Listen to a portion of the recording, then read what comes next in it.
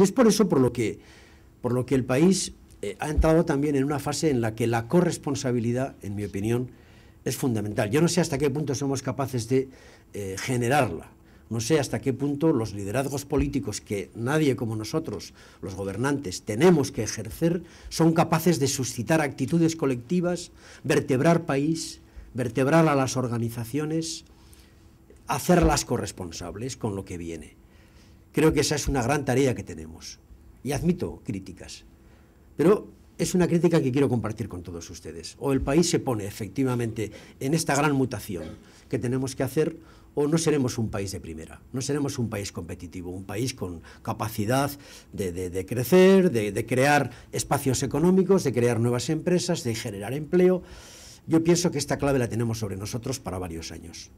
Y eso es lo que nos está obligando, porque los acontecimientos han venido como han ido viniendo en muy poco tiempo, pero muy precipitada, muy trepidantemente, desde finales del año 2009 prácticamente, cuando las dudas sobre los mercados financieros europeos se hicieron más duras, nos está obligando a hacer un montón de transformaciones y de reformas, costosas socialmente, difíciles a veces de explicar, pero el país ha entrado en esa senda, ha entrado en la senda de tener que reducir su gasto público, porque no podemos sostener unas cuentas públicas con un endeudamiento excesivo, porque los mercados te castigan, o sencillamente no te prestan, o te prestan a cifras insoportables. Y nos está obligando a un proceso de reformas en nuestro sistema financiero, porque necesitamos dar solidez y confianza a nuestras cajas y a nuestros bancos, porque si no, no pueden captar dinero en el exterior para prestarlo luego a las familias y a las pymes. Y esto nos obliga a un proceso muy serio, muy riguroso, inclusive, si ustedes quieren, más duro que lo que pudiera objetivamente ser necesario. Sí, para dar máxima confianza a los mercados. Estamos en un mundo en el que la confianza es fundamental y estamos en un proceso de reestructuración financiera muy serio y muy riguroso. Y estamos en un proceso de sostenibilidad de nuestro sistema de pensiones, pues claro. Y así hemos acordado, afortunadamente, cosa que no ha hecho prácticamente ningún país de Europa, un acuerdo social con empresarios y sindicatos importantísimo, histórico en mi opinión, para dar sostenibilidad a nuestras pensiones. No para asegurar a los pensionistas de hoy, sino para que tengan pensiones los de mañana.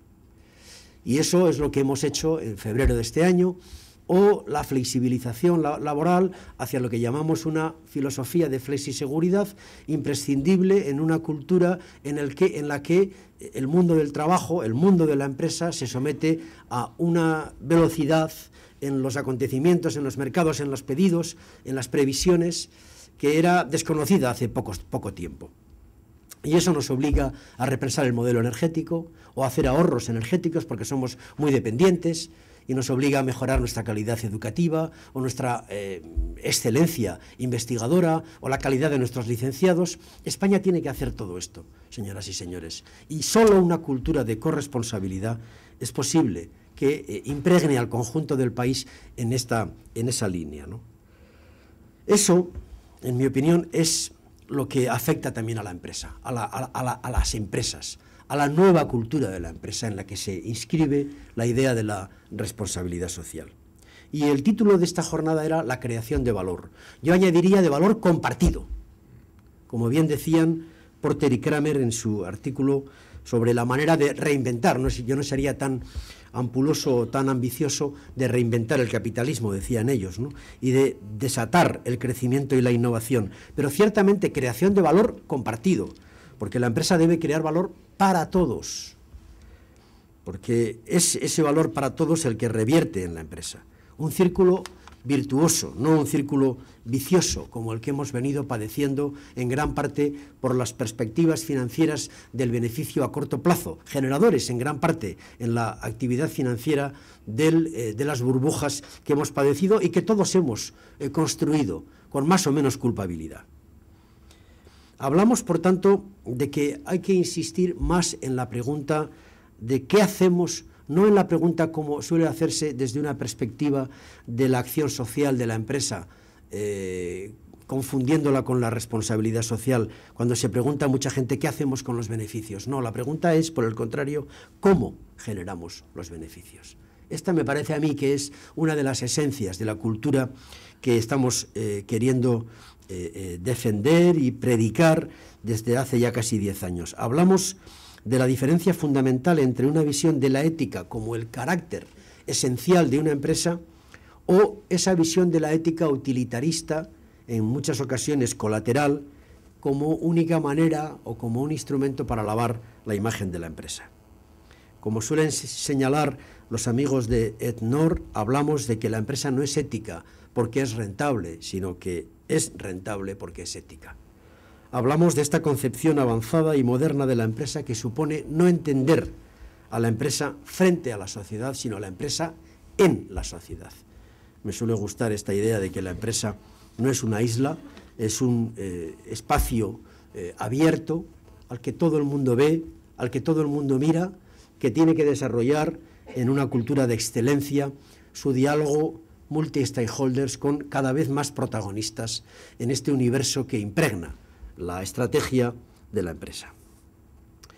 Termino con una reflexión que está en el fondo de esta filosofía que trataba de trasladarles hoy en el marco de los acontecimientos y de los cambios que estamos viviendo, ¿no? La aspiración de construir unas sociedades dignas, sociedades más o menos cohesionadas, no es solamente algo que, en mi opinión, responda a la ética o a la ideología de las personas. Yo creo que responde a la necesidad de la eficiencia de las sociedades. Son muchos los que consideran que no va a ser posible sostener economías en las que las diferencias de la desigualdad entre ciudadanos, por ejemplo, y de la riqueza en el reparto de la renta de los países se extreme cada vez más. Yo pienso que hay una apelación a la dignidad en el trabajo, a un reparto cohesionado, a un sistema de protección social que forma parte de la lógica de las cosas, además de que forme parte de la aspiración que late en el corazón de la mayoría de los ciudadanos. Yo creo que inclusive desde una perspectiva de eficiencia, la búsqueda de una sociedad cohesionada es imprescindible. Y esto tiene tres grandes protagonistas sobre los que tendríamos que construir un poco nuestro futuro en el siglo XXI, ¿no? Estados eficaces, ciudadanos o ciudadanía activa, democracia avanzada y empresas responsables. ¿Por qué la empresa en este nuevo triángulo? Pues porque la empresa se ha convertido en un factor clave, definidor de sociedad. Porque la empresa, no hace falta que me extienda demasiado, es un elemento nuclear, es un agente fundamental en la generación de hábitat sociolaboral, de hábitat económico, de hábitat medioambiental. La empresa tiene mucha capacidad de creación de sociedad y no puede alejarse de esta responsabilidad, de esta creación de valor compartido que decíamos antes, ¿no? Y por eso creo que nuestra tarea, querido Marcos y queridas señoras y señores, forma parte, en la expansión de la cultura de la responsabilidad social, forma parte de un gran proyecto de país y de ciudadanía y de concepción de la sociedad del futuro. Y está en nosotros hacerlo. Más allá de que las leyes favorezcan, de que hayamos mejorado o no con determinadas iniciativas, que las políticas de fomento sean mejores o peores, más allá de que la ley haya hecho pues algo bueno o algo no tan bueno, en fin, todo esto se puede discutir. Todo este tema de la RSE tiene enormes planos de discusión que ustedes han tratado esta mañana y que tratamos a menudo, pero lo que me parece esencial es que no perdamos el rumbo, que no perdamos el destino, el saber hacia dónde vamos y la importancia con la que cuenta la empresa en esta materia, ¿no? Yo pienso que, por terminar, de la misma manera que los alemanes, por ejemplo, fueron capaces de salir de grandes acontecimientos históricos cuando estaban literalmente, digamos, arrasados, por ejemplo, después de la Segunda Guerra Mundial.